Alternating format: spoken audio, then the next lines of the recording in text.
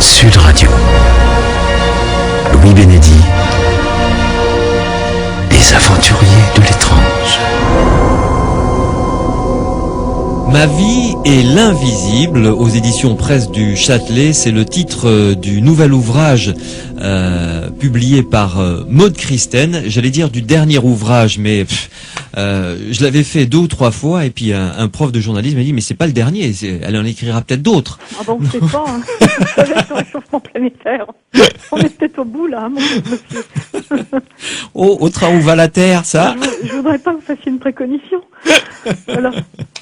Alors, parlons maintenant de... Vous êtes rentré donc dans la communication. Tout à fait. Et puis, arrivé à un moment, vous dites, bon, j'ai envie d'écrire, vraiment. Oui. Là, ça vous prend parce que votre idée à ce moment-là, c'était de devenir romancière d'écrire. Ah oui, là, c'était très net. J'étais rentrée dans la com parce qu'il fallait bien que je travaille. Oui, il fallait manger, Donc, quoi. Assez jeune, 20 ans, mon premier poste. J'y réussissais. Ça, c'était comme ça. Parce que, puis, vous savez, dans les années 80, la publicité, c'était quand même très très à la mode. Et puis, c'était vraiment le secteur sympa, porteur. Bon, donc, j'y réussissais. Mais moi, j'arrive pas à m'intéresser aux affaires. Vous voyez, le business, c'est un truc qui m'intéresse pas vraiment. Alors, j'y étais pas très heureuse. J'y arrivais, mais j'étais pas très heureuse. Et j'avais vraiment décidé d'écrire, d'autant qu'à l'époque, j'avais une chance immense parce qu'une jeune femme qui est la petite fille de Martin Dugard était à l'époque, je dirais, chargée de lecture pour un très très grand éditeur parisien et avait eu mes textes entre les mains qu'un de mes amis lui avait donné. Il avait trouvé que j'étais très talentueuse, ce qui était pour moi une chance immense. Parce que quand tu as 22 ans, on vous dit voilà, tu vas pouvoir être édité c'est bien, hein. C'est pas... chez un grand éditeur parisien, c'est quand même une chance absolument inouïe. Le problème, c'est que je travaillais beaucoup, mais vraiment beaucoup. J'arrivais pas à me sortir j'arrivais pas à travailler et à écrire. Et à ce moment-là, ma meilleure amie, qui était une femme extraordinaire, qui avait 20 ans plus que moi, voilà, m'a dit écoute, moi je veux bien t'entretenir 15 jours par mois, quand je vais dans le midi de la France, tu viendras avec moi, mais alors les 15 autres jours, quand même, faut pas pousser, tu te démerdes. Je dis mais qu'est-ce que tu veux que je fasse 15 jours par mois? Et là elle me dit la voyante extra-lucide. Écoute, c'est pas très drôle, bon tu vois, je suis quand même quelqu'un d'intègre. J'étais un peu vexée, je me dis là quand même elle pousse, parce que si c'est pour me proposer d'un côté de l'aide et de l'autre, j'étais même un peu choquée, vous voyez, par le culot. Elle me dit écoute, on va pas jouer à cache-cache, tu fais de la voyance tout le temps. Et puis elle venait d'en voir une qui avait été somme toute très nulle. Qui avait été très nulle et qui n'avait pas eu à faire. Tu feras pas pire, quoi. Elle était très très énervée. Elle était pas très branchée sur la voyance, mais là elle était vraiment très énervée. Et elle m'avait dit bon écoute, là maintenant il faut que tu te débrouilles. J'ai dit mais ça va pas. Et elle était absolument persuadée, elle me dit écoute, je te connais bien, je l'ai connue quand j'avais 14 ans, donc elle me connaissait depuis un bon moment. Tu es voyante, toi vraiment. Fais ça. Je dis je peux pas faire ça quand même, je peux pas être voyante extra-lucide, mais si, je vais t'envoyer, écoute, on va faire un test, je vais d'abord t'envoyer quelqu'un que tu connais pas, on va voir comment tu vas te débrouiller. Et hop, elle m'envoie une copine, qu'en effet je connais pas, et là je raconte à la copine toute sa vie. C'était terrible, je me dis j'ai dû avoir de la chance, et puis le problème c'est que quand elle me renvoyait une autre personne, ça se produisait exactement de la même façon. Donc très rapidement elle m'a convaincue de ça, mais moi je voulais pas exercer sous mon vrai nom. Oui. Donc je lui ai dit, t'aurais pas un pseudo pendant que tu y es? Et elle me dit, si, Maude Christen. J'ai dit, bah c'est bien ça, Maude Christen. Et ça a été décidé en 10 secondes, en pensant que ça servirait 6 mois. Mais ça fait 20 ans. Ça lui est venu comment, ça, Maude Christen? En plus, c'est un nom qui claque, elle l'a bien trouvé, quoi. Je peux pas vous dire. Je me souviens très bien, on était en train de manger des tartines beurrées avec du chocolat. Et elle me dit, Maude Christen, ça te va? Mais c'était avec une grande désinvolture, parce que jamais je ne pensais continuer d'exercer. Jamais. Effectivement, Maude Christen, donc, l'a bien nommée, est mon invitée dans Les Aventuriers de l'étrange sur Sud Radio. Le titre de son livre, Ma vie et l'invisible, qui vient de paraître aux éditions Presse du Châtelet. Maude Christen, vous avez décidé de faire de la voyance après votre boulot. Oui. Donc, fin de journée, les premiers rendez-vous. On est en avril 1987. Voilà, on est en avril 87. C'est le début. Donc je suis responsable du développement chez Médiagestion, qui était une centrale d'achat d'espace publicitaire. Donc gros boulot. Gros boulot. Et le soir, je commence à recevoir des clients qui sont envoyés par bouche à oreille, ainsi que par la seule publicité que j'ai passée dans ma vie, qui était 3 lignes dans le Nouvel Obs, et qui disait Maud Christenne, une autre conception de la voyance. Voilà. Bon. Des gens arrivent, des inconnus, je prends 200 francs d'honoraires, je les fais asseoir, je commence à leur parler de leur vie. Dans quel état d'esprit êtes-vous alors? Inquiète, tendue, heureuse, excitée? Comment? Absolument terrorisée, avec un sentiment d'incompétence majeur. Je me dis, je suis en train de faire quelque chose qui n'est pas bien. Je suis paniquée, angoissée, mal à l'aise, et je me demande comment je vais me sortir du bourbier dans lequel je me suis mise. Parce qu'en plus, vous n'assumiez pas cette étiquette de voyante, hein? Ah bah pas du tout. Quand on est parisienne dans 87 et qu'on travaille dans la communication, qui à l'époque le fleuron de la distinction, on ne peut pas assumer d'être voyante extralucide. Quand même, où allez-vous? Est-ce que vous avez été rassurée au bout de Alors, 1, 2, 3? rassurée, parce qu'en fait, dès que j'étais face aux gens et que je les regardais dans les yeux, ou que je fixais d'ailleurs n'importe quel objet qui était derrière eux ou devant moi, j'avais des perceptions extrasensorielles. Je pouvais leur décrire leur fils, leur maison, ce qu'ils étaient en train de faire. J'avais des scénarios qui remontaient et qu'à chaque fois ils validaient.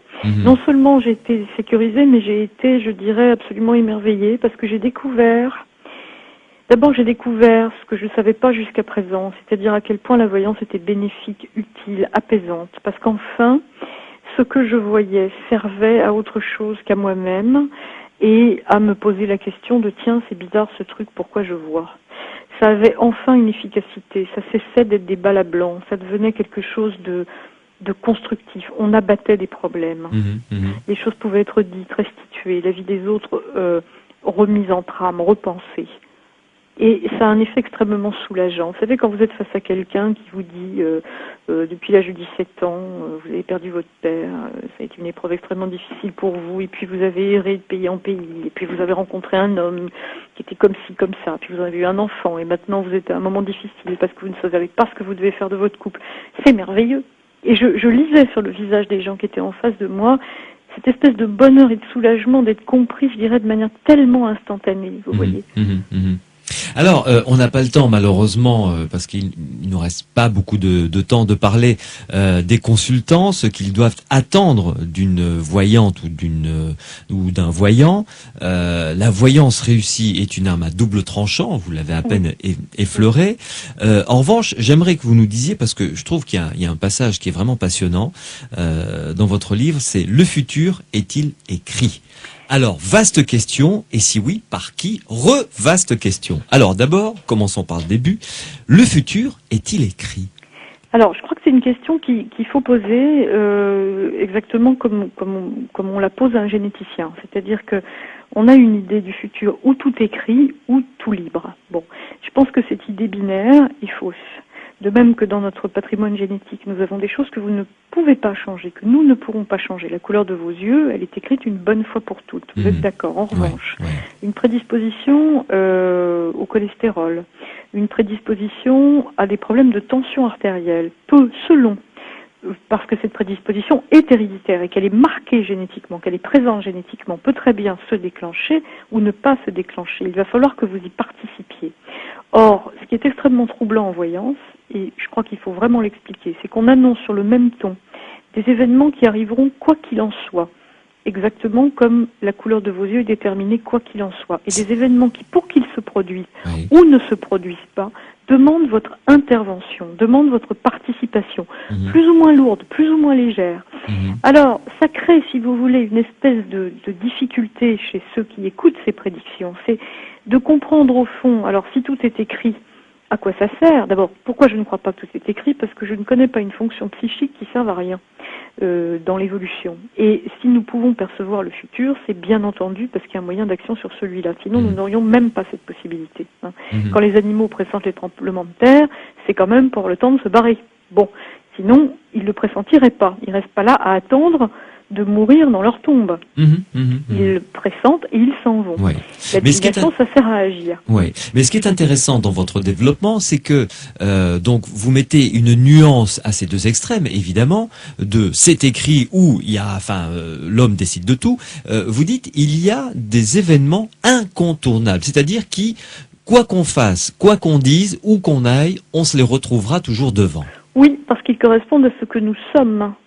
Quand vous êtes une fleur, vous pouvez attirer une abeille ou un papillon. Oui, En soi, il peut arriver l'un comme l'autre, mais vous pouvez pas attirer une clé à molette. difficilement. Difficilement. En revanche, quand vous êtes un boulon, vous allez rencontrer une clé à molette. Jusque-là, Ouais. tout est normal. Ouais, Excusez-moi de le dire avec humour et ironie, Non, mais mais c'est pour essayer de donner des images voilà. qui sont simples. Or, quand on est dans un champ de résonance, je m'intéresse beaucoup à Rupert Sheldrake, je suis pas la seule, c'est un éminent chercheur dont vous avez Oui. probablement eu l'occasion On l'a de parler, interviewé dans et les vous avez aventuriers bien de entendu l'étrange, interviewer. oui. Je pense que Rupert Sheldrake a tout dit sur cette question. Nous fonctionnons à l'intérieur de champs de résonance. Ce que voit le voyant, c'est ce que vous êtes en train de produire dans votre vie par ce que vous êtes. Seulement, à la différence de la fleur, qui ne pourra jamais attirer une clé à molette, vous pouvez, vous, arriver à intervenir sur ce que vous êtes par la compréhension de ce que vous êtes et par le modifier, plus ou moins sensiblement. Mhm.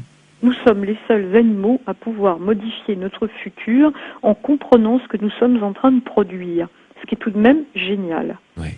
Bon, maintenant, malgré tout, dans ce que nous sommes en train de produire, il y a un champ.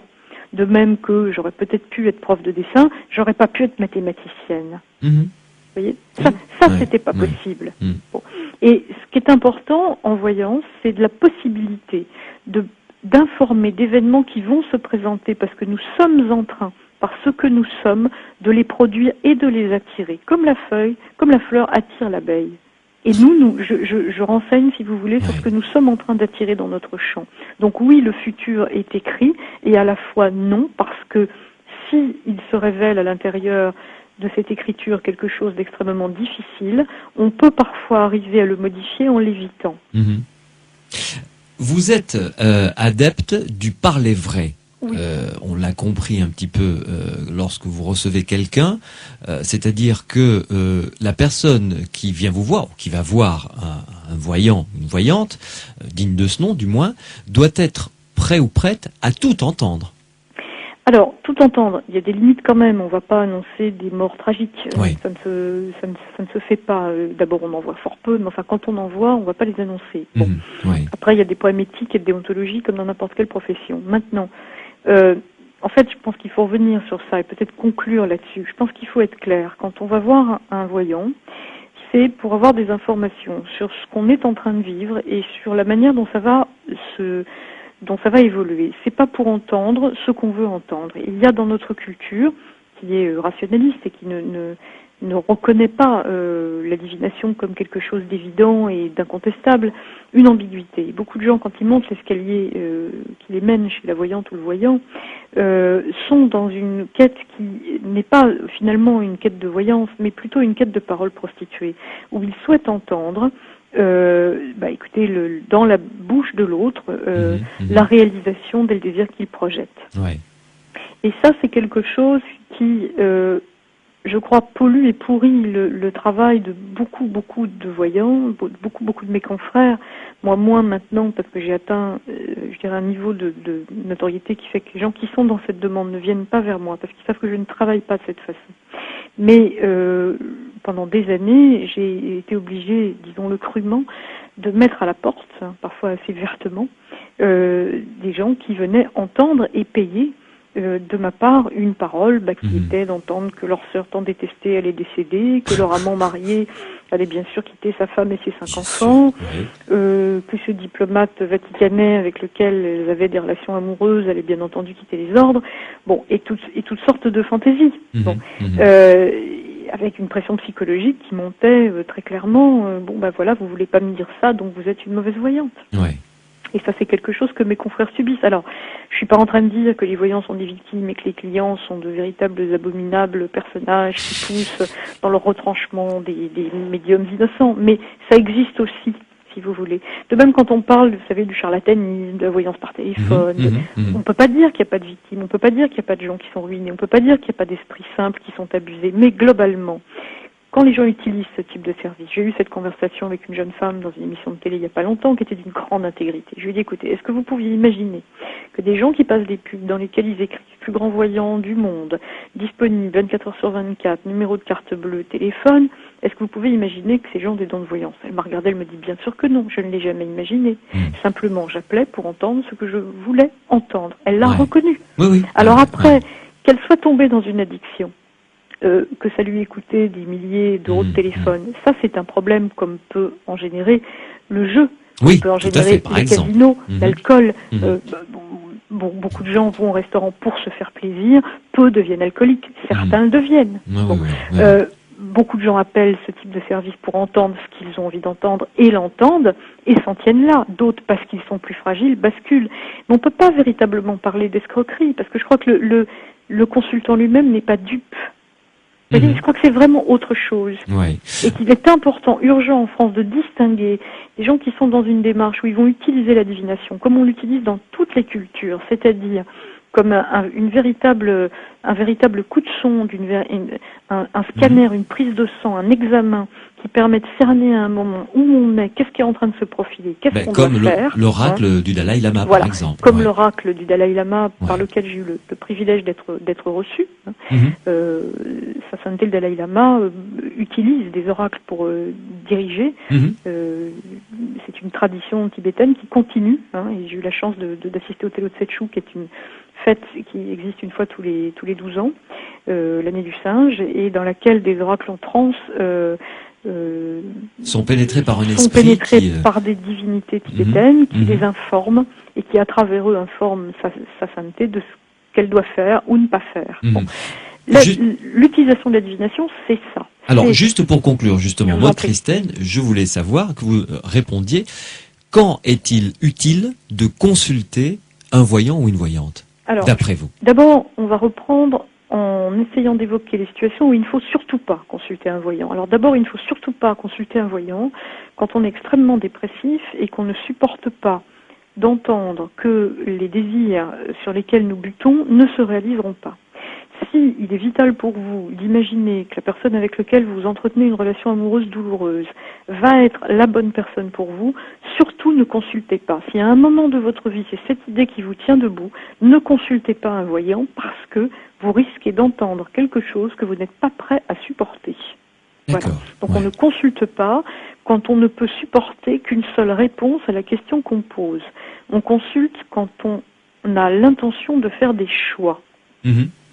Quand on cherche une direction, quand on cherche comment employer ses ressources et ses forces, quand on cherche à se découvrir, quand on cherche à savoir ce pourquoi on est fait, quand on cherche à savoir ce que l'autre pense ou veut faire de nous, quand on veut savoir si une relation est réellement possible ou impossible, quand on veut savoir si on doit ou non s'impliquer dans une affaire,